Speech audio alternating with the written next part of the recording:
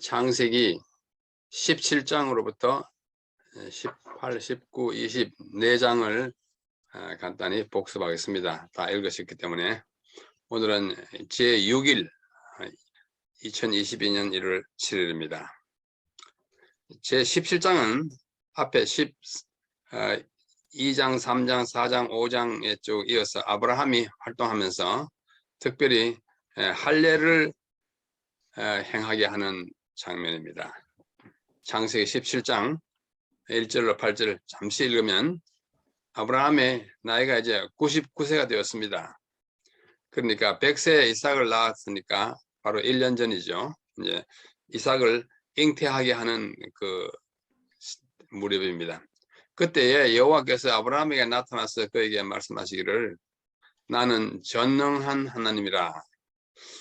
성경에는 하나님이 어떠한 하나님이다, 뭐 전능한 하나님이다, 거룩하신 하나님이다 하는 앞에 수식어가 붙는 칭호가 수백 개 나타납니다.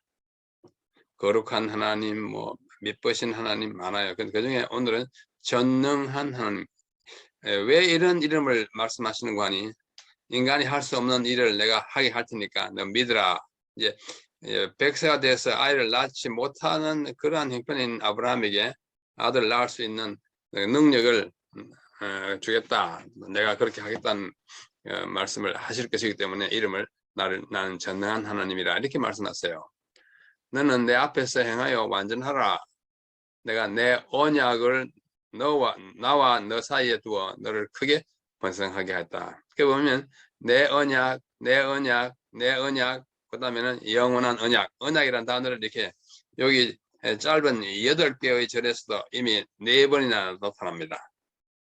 그러면서 내가 너와 함께 할 텐데 노란 글자 너는 여러 민족의 아버지가 될 것이라. 이제 후로는 내 이름을 아브라함이라 하지 말고 아브라함이라 하리니 이는 내가 너를 여러 민족의 아버지가 되겠다. 그러면 아브라함은 여러 민족의 아버지라는 뜻이에요. 그래서 영원한 언약을 삼고 내 후손까지 그렇게 지탱하겠다 이렇게 말합니다. 그러면서 23절로 넘어가 보면 이 아브라함이 하나님이 자기에게 말씀하신 대로 그날에 그 아들 이스마엘과 집에서 난 모든 자와 돈으로 산 모든 자, 곧 아브라함의 집 사람 중 모든 남자를 데려다가 그 포피를 베었으니, 계획 한글판에는 양피를 베었으니 있죠. 아브라함이 그의 포피, 양피를 뺀 때는 99세에 이제 할례를 받는 것입니다. 그의 아들 이스마엘이 그의 포피를 뺀 때는 13살이었어요. 그러므로 이제 그 다음 해에 이삭이 태어나니까 이삭과 이스마엘의 나이 차이는 12살입니다. 뭐 13살이라고 했죠. 그날에 아브라함과 그 아들 이스마엘이 할례를 받았고 그 집의 모든 남자, 돈으로 샀거나 뭐 이방 사람 샀거나 그 집에 있는 사람은 다 받게 했습니다. 여기 모든을 또 하나 둘 셋 네 번이나 하잖아요. 그야말로 모든 사람 각자 할례는 아브라함과 함께 사는 남자는 누구나 받아야 하는 보편적 의무였어요. 왜냐하면 이 할례를 받게 한 이유와 목적을 우리가 분명히 알아야 됩니다. 왜 너에게 할례를 받게 하는가 하니 너의 후손에게서 메시아가 날 것이기 때문입니다. 그러므로 할례의 1차적 그리고 궁극적 목적은 메시아가 태어날 그 집안의 혈통의 순수함을 보존하기 위해서예요. 할례 받았기 때문에 다 구원한다 그거 아닙니다. 그래서 너의 후손들도 다 할례 받아가지고 할례 받지 아니한 집안과 또 민족과는 결혼을 하지 마라 그랬습니다. 그래야 아브라함의 후손 가운데서 메시아가 나는 것이 확실하게 되고 그래야 그것이 흔들림이 없는 표징이 되는 것입니다. 그래서 모든 사람에게 아브라함에게 속해 있는 사람은 이제 다 새롭게 한 민족을 이루는 것입니다. 그래서 이 할례는 언약의 표징이라 이렇게 말합니다. 할례 한자로는 그래서 이제 할자가 이제 뭐 5할, 6할, 7할 할 때 이렇게 끊어내는 거잖아요. 끊어내는 예식이에요. circumcision 이렇게 말하죠. 그런데 이제 사도행전에 와 보면은 스데반이 하는 말 가운데 보면 할례의 언약을 아브라함에게 주셨더니 아하 할 언약 아브라함에게 주신 언약을 할례의 언약이라고 합니다. 그때부터 할례를 행했기 때문입니다. 그가 이삭을 낳아 8해 만에 할례를 행하고 이삭이 야곱이 12조상을 낳았다. 그래가지고 아브라함의 후손을 형성했다. 그래가지고 이스라엘 백성이 되는 것입니다. 그래서 이스라엘 백성은 모두 할례를 행했습니다. 할례를 행하는 방법은 뭐 여러분 다 아시는 바와 같이 아이가 태어나면 8일 만에 지금 여기 유대인이 이제 어린아이에게 할례를 행하는 장면인데요. 우리가 보통 사회 예절상 아무리 어린아이라도 고추를 안 보여주기 때문에 가려있습니다만 어린아이 고추의 그 끝 부분을 도려내는 예식입니다. 그렇게 하면 어떻게 되는 거니? 그 속살이 나오잖아요. 속살이 나오게 하는 것입니다. 유대인의 할례 관계인데 거기 보시면 조그마한 가위가 2개 있고 뭐 칼 같은 것이 있고 그 다음에 약 같은 거 있고 다 그렇게 포피, 양피라고도 하고요. 양이라는 말은 볕양자 양이라는 것은 남자를 말합니다. 음양할 때 양이죠. 그러니까 남자의 포피를 양피를 끝을 도려내는 것입니다. 그렇게 해가지고 딱 어릴 때부터 딱 보면 얘가 유대인인지 아닌지 알 수 있어요. 그 표시를 했습니다. 메시아의 혈통의 순수성을 보존하기 위해서. 근데 이걸 아브라함의 언약이라 그렇게 말합니다. 너로 큰 민족을 이루겠다. 창세기 12장에서 말씀하셨고 15장에 가서는 내가 하늘의 별을 바라봐라. 셀 수 있느냐. 그만큼 내가 너의 민족 후손을 많게 하겠다 그랬어요. 그래서 이제는 그 민족을 잘 순수성을 유지할 수 있는 표시로서 할례를 행했습니다. 그래서 하나님께서는 아브라함을 만나실 때마다 그의 언약을 언급하셨고 때로는 그 언약을 확대하시고 세부적으로 보완하시고 그 다음에 할례를 아주 약속 맹세하고 그렇게 합니다. 아래 그 목록은 아브라함의 언약의 확대 또는 발전 과정입니다. 맨 먼저 창세기 12장에서 말할 때 내가 너로 언약을 맺겠다. 너를 축복한 자는 내가 축복하고 너로 인하여 모든 민족이 복을 받겠다 하는 약속을 합니다. 그 다음에 7절에 가면 두 번째 만났을 때 두 번째 말씀할 때는 언약을 더 넓게 크게 합니다. 앞에서 보았어요. 또 13장에서는 더 확대합니다. 확인하고 확대하고요. 그 다음에 15장에서 비준합니다. 비준은 우리 지난 시간에 공부했습니다. 비준은 뭔가니 언약을 하겠다고 약속하는 거예요. 비둘기 이런 짐승을 잡아서 가르고 이렇게 약속하는 것입니다. 참고로 히브리 말로 언약을 맺는다 할 때는 언약이라는 말은 브리스라고 합니다. 브리스. 언약을 맺다 또는 체결하다라는 말은 카라트라고 그래요.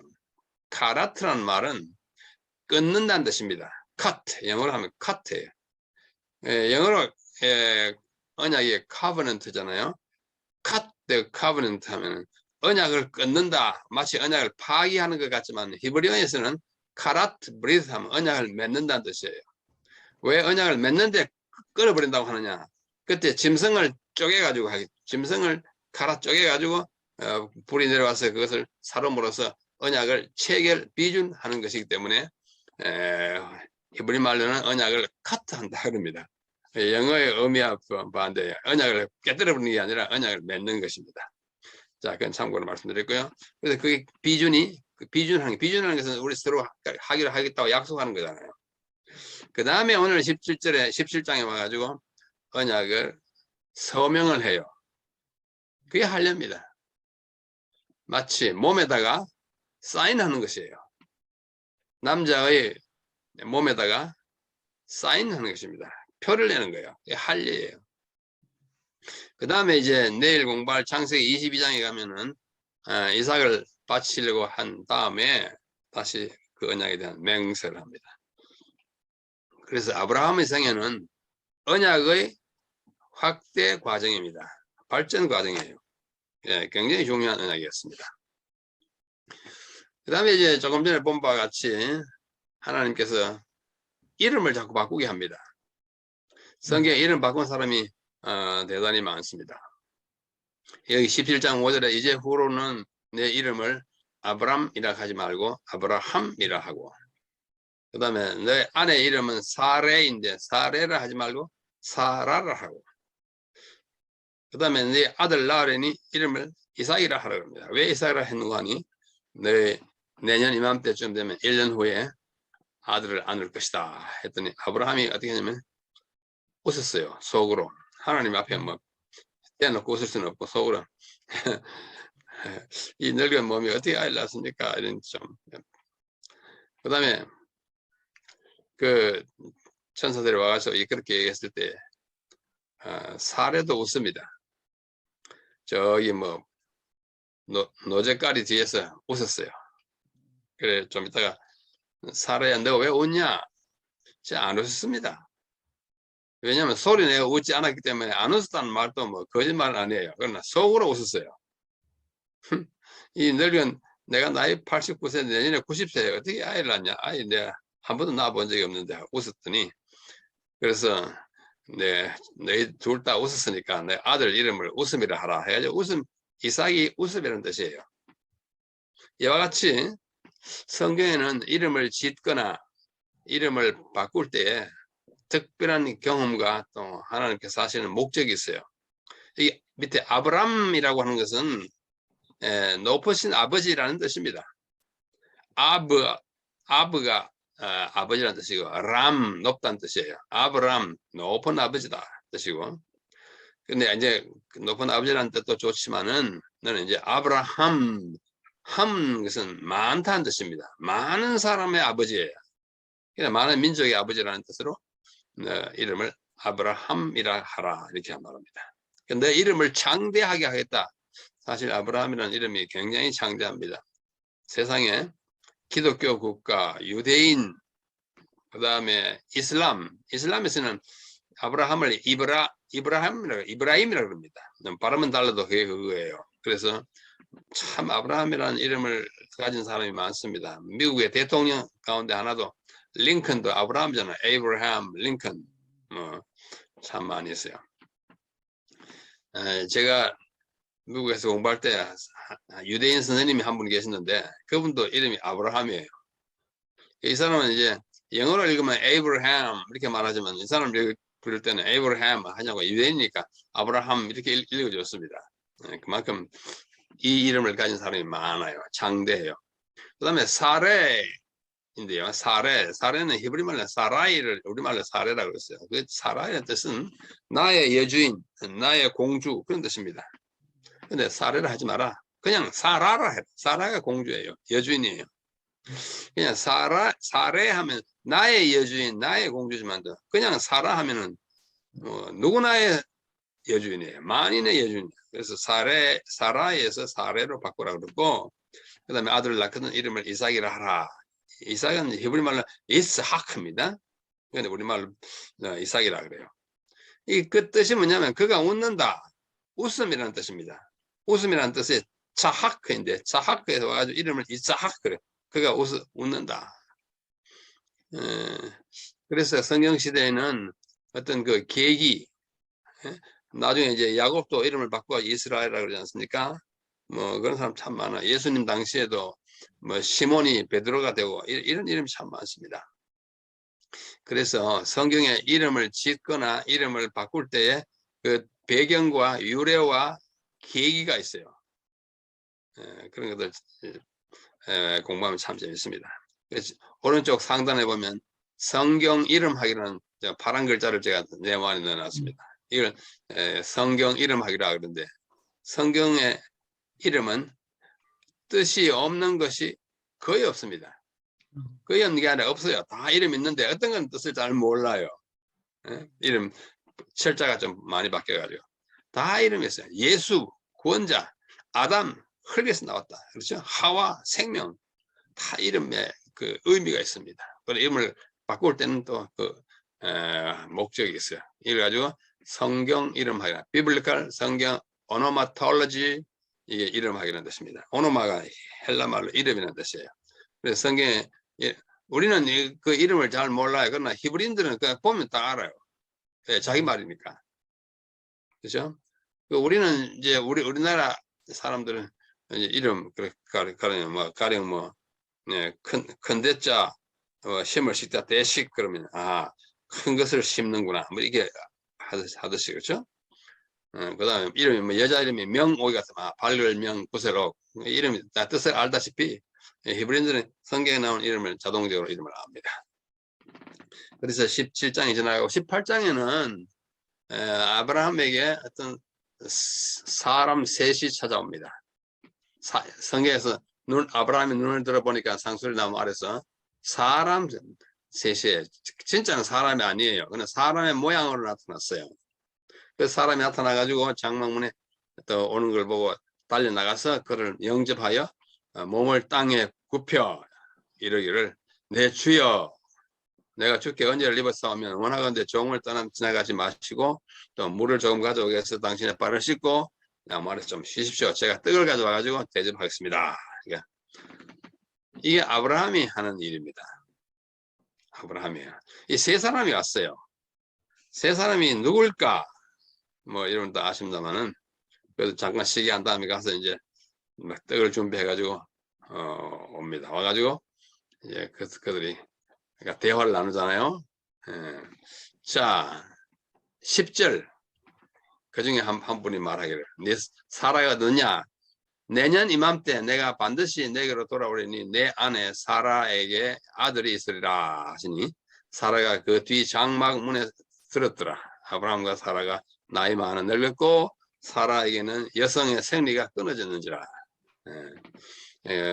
구약 계획 한급판에 경수가 끊어졌다 이렇게 말하죠. 그 다음에 사라가 속으로 웃고 이러되 내가 노쇠하였고 내 주인도 늙었으니 내게 무슨 즐거움이 있으리요. 여호와께서 아브라함에게 이르시되 사라가 왜 웃으며 이르기를 내가 늙었다 하느냐 여호와께 능치 못한 일이 있겠느냐. 이것은 예수님의 어머니 마리아에게 나타났던 천사가 한 말과도 비슷합니다. 내 처녀가 아이를 낳겠다니까 내가 어떻게 남자를 알지 못한데 여호와께서 다 할 수 있다. 근데 이삭의 출생은 예수님의 출생의 한 모형이에요. 자 여기 아까 사람이 세 사람 왔다 그러놓고 여기서는 그 중에 한 분이 여호와라 말합니다. 이상하죠? 세 중에 한 분은 여호와 하나님이었어요. 구약의 여호와는 예수님입니다. 그렇게 알아놓으십시오. 이거는 성경에 여러 가지로 증명할 수 있어요. 구약에 나타나는 절대 다수의 여호와라는 이름의 그 장본인은 예수님이에요. 인간으로 오시기 전에 하나님으로서의 예수님이 나타날 때 구약이 자꾸 여호와를 그려주는데 여기 세 사람이 나타났는데 그 중에 한 분이 여호와입니다. 여호와. 다른 두 분은 예수님이 데리고 온 천사예요. 자, 이 그림이 있는데요. 세 사람이 오잖아요. 뭐 화가의 상상이니까 뭐 꼭 저런 모습이었는지 구약 시대의 모형과 비슷하죠. 근데 아브라함이 그 장막에서 이 사람들을 보고 엎드려서 가지고 얼굴을 땅에 대고 있습니다. 그러니까 아브라함이 이만큼 영적 식별력이 있었던 것 같아요. 저분들은 보통 사람이 아니다. 뭐 하나님이다. 이렇게 생각해가지고 다른 뭐 그냥 일반 사람이 오면 이렇게 엎드리겠습니까? 아까 보면 얼굴을 땅에 댔다고 이렇게 말씀했어요. 자, 이건 그 당시에 상황을 잘 그린 것이고, 그래서 그날 하신 말씀 가운데 네가 이제 정말로 아이를 낳을 거다. 네가 인간적인 수단으로 하가를 취해가지고 이스마엘 낳았지만 그 이스마엘은 너의 후계자가 아니야. 직계가 아니야. 메시아의 조상이 안 돼. 이런 식으로 이야기합니다. 그래서 결국은 이스마엘이 한 14살쯤 됐을 때에 이삭이 나가지고 이삭이 자라면서 그의 어머니 사레가 이제 자꾸 신병의 어려움을 겪고 해가지고 그 아이를 이제 내보내지 않습니까? 여기 로마서 9장에 보면 그건 하나님의 말씀에 패하신 것 같지 않도다. 이스라엘에서 난 그들이 다 이스라엘이 아니요 또한 아브라함의 씨가 다 그의 자녀가 아니라 이 적통이 아니라는 뜻입니다. 오직 이삭으로부터 난 자라야 내 씨가 불리라. 곧 육신의 자녀가 하나님의 자녀가 아니요 약속의 자녀가 씨로 여김을 받느니라. 약속의 자녀는 약속해가지고 난 자식이에요. 그게 이삭입니다. 아브라함의 씨는 육신의 자녀와 약속의 자녀로 나뉩니다. 약속의 자녀만이 하나님의 자녀이고 오직 약속의 자녀 즉 이삭으로부터 난 자만이 하나님의 자녀이고 그걸 통해서 메시아가 옵니다. 이 사실을 바울이 설명하고 있는 것입니다. 자, 이렇게 아브라함에게 대접을 받은 이 세 분이 그중에 한 분은 여호와시고 그리스도시고요. 그들이 이제 대접을 받고 일어나서 갑니다. 창세기 18장 보면은 그 사람들이 거기서 일어나서 소돔으로 향하고 아브라함은 그들을 전송하러 함께 나가니라. 여호와께서 이르시되 그중에 한 분이 여호와예요. 내가 하려는 것을 아브라함에게 숨기겠느냐?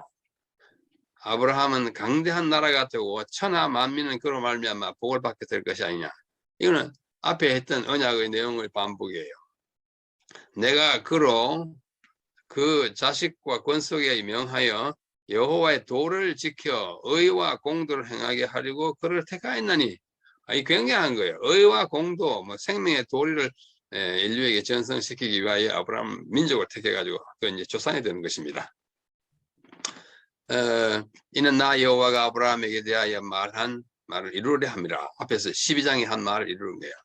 여호와께서 그중에 한 번 여호와께서 또 이러시되 소돔과 고모라의 부르짖음이 크고 죄악이 심히 무거우니 내가 이제 내려가서 그 모든 행한 것이 과연 내게 들린 부르짖음과 같은지 그렇지 않는지 내가 보려 하리라. 확인찬 대로 오는 것입니다. 그 사람들이 거기서 떠나 소돔으로 향하여 가고 아브라함은 여호와 앞에 그대로 섰다. 이 세 번 가운데 두 사람은 소돔으로 내려갔고 예수님은 여호와는 아브라함에게 지금 남아있는 상태로 보입니다. 그렇죠? 그 중에 한 분은 여호와이셨습니다. 자, 그러고 나서 이제 18장 22절 33절 보면은 아브라함이 그 하나님, 그 남아있는 하나님 예수님한테 여호와한테 간청을 합니다.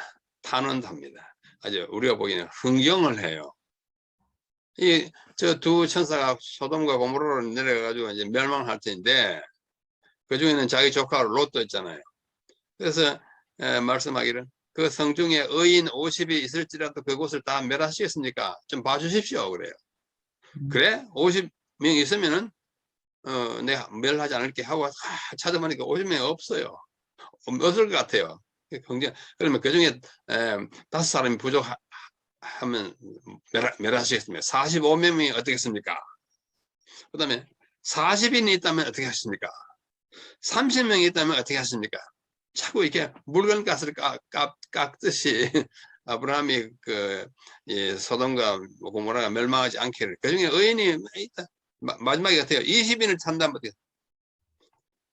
한 번 더 말합니다. 주는 노하지 마옵소서. 내가 이번만 더 말씀드리겠습니다. 거기 의인이 10명만 있다 해도 그 성을 멸하지 말아주시지 않겠어. 있다면 하겠습니까? 하나님이. 내가 10인만 있어도 그 성을 멸하지 않아요. 하나님의 자비이고 또 아브라함의 끈기예요. 그 구원을 자기의 민족을 구원해 보고자 하는 비록 악인이 많이 산다 할지라도 의인을 구원해 보려는 그런 정성을 가지고 간청하고 흥정합니다. 영적인 흥정이에요. 디스카운트 하는 것입니다. 참 우리에게 주는 교훈이 있습니다. 한 명이라도 살리려고 하는 아브라함의 그 노력입니다. 자, 이것은 부조와 선지자에서 따오는 것입니다. 이제 소돔의 마지막 밤이 다가오고 있었다. 이미 천벌의 먹구름이 그 끝장난 도시에 그들을 들이고 있었고 그러나 사람들은 그것을 알아차리지 못하였다. 천사들이 두 천사가 있잖아요. 그들을 멸망시킬 사명을 띠고 가까이 오고 있는 동안에도 사람들은 번영과 향락을 꿈꾸고 있었다.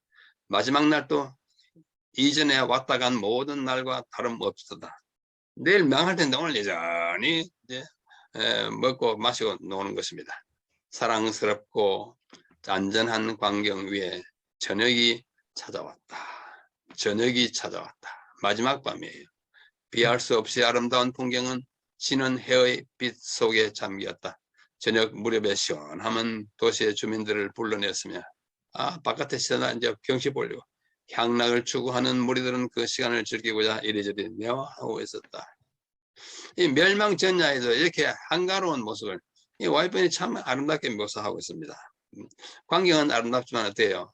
그 다음 날에 일어날 일은 참 끔찍한 것입니다. 자, 그 다음에 19장에 넘어가 보면 참 재밌어요.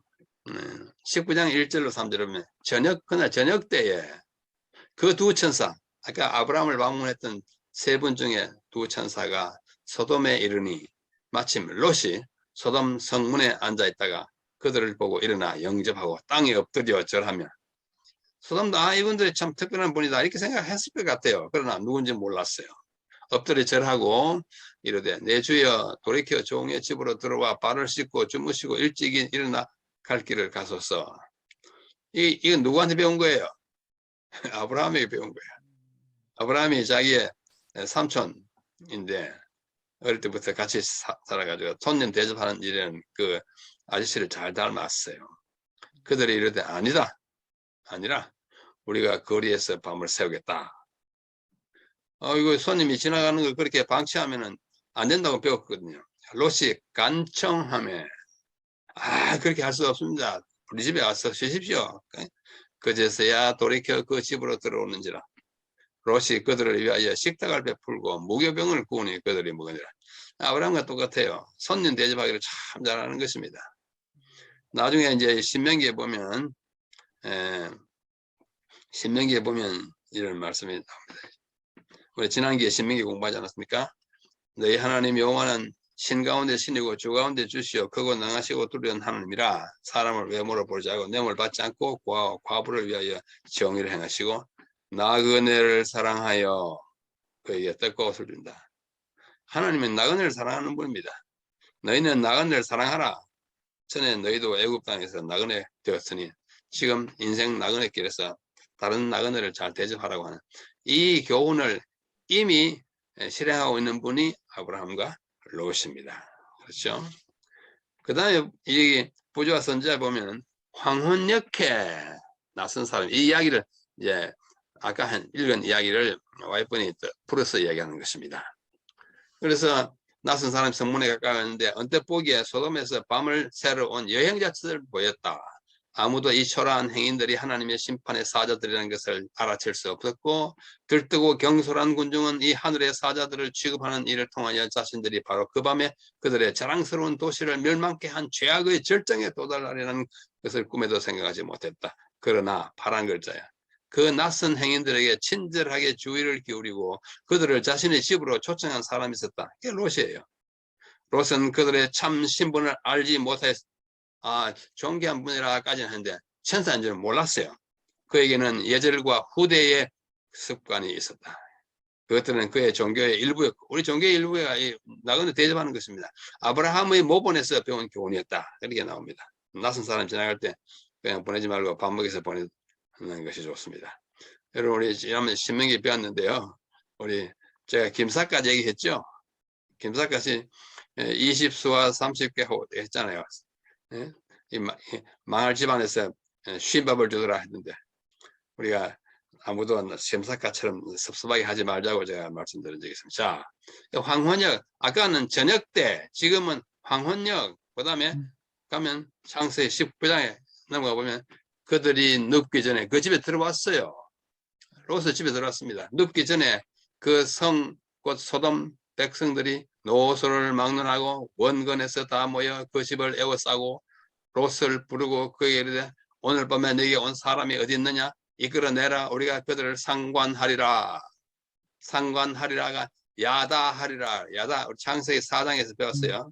아담이 그 아내 하와를 야다하며 안다는 뜻인데 안다는 말이 히브리 말로 안다는 말이 성관계를 맺는다 이런 뜻이에요. 이게 상관하리라는 말은 그 사람들 끄집어내라. 우리가 그들을 성적으로 하겠다 이렇게 말했어요. 자, 이 밤에 이제 점점 시간이 깊어가지고 그날 밤에 이제 일이 이제 많이 벌어져요. 그죠?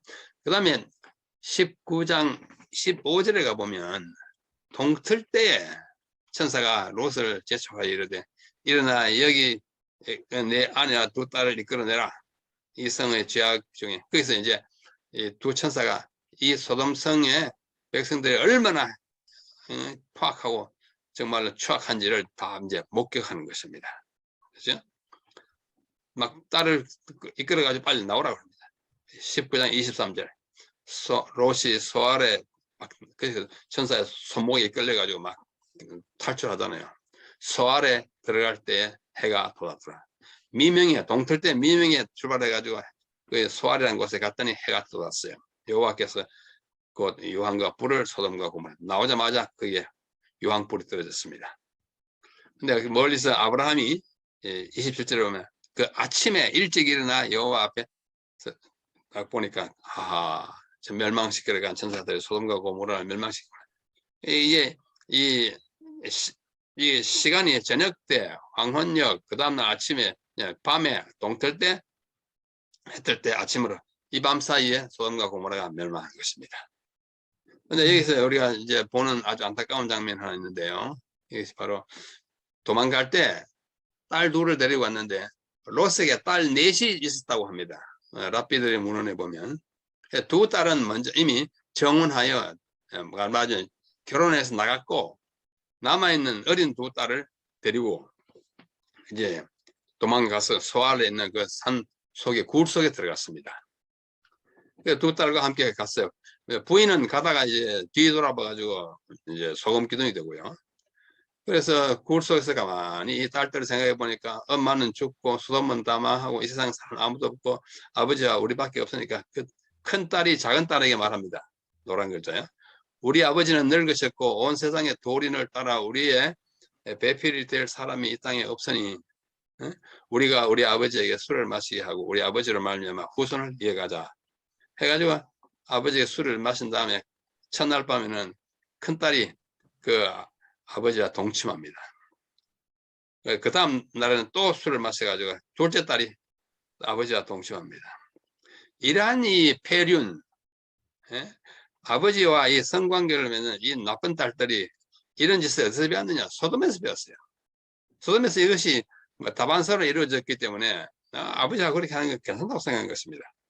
그래가지고 그 두 딸들이 각각 아버지를 말하면 아이를 빼가지고 이제 큰 딸이 난 아이는 모압이 되고 둘째 딸의 이름은 벤암민인데요. 모압은 이제 모압 족속의 조상이 되고 벤암민은 암몬 족속의 조상이 됐어요. 정말 소돔과 고모라가 얼마나 악했는지는 롯의 딸들이 이런 짓을 할 만큼 나쁘게 된 것입니다. 자, 마지막으로 20장에 가면 이제 아브라함과 아비멜렉 이야기가 나옵니다. 아브라함이 참 정신없는 사람이에요. 저 애굽에 갔을 때 자기 부인을 내 누이라고 해가지고 한번 큰 코를 다쳐놓고 이 아비멜렉 앞에 또 그럽니다. 아브라함도 참 연약한 인간이었습니다. 그래도 남아있는 그 믿음을 보시고 하나님이 그를 구원하시고 열국의 아버지로 삼으셨어요.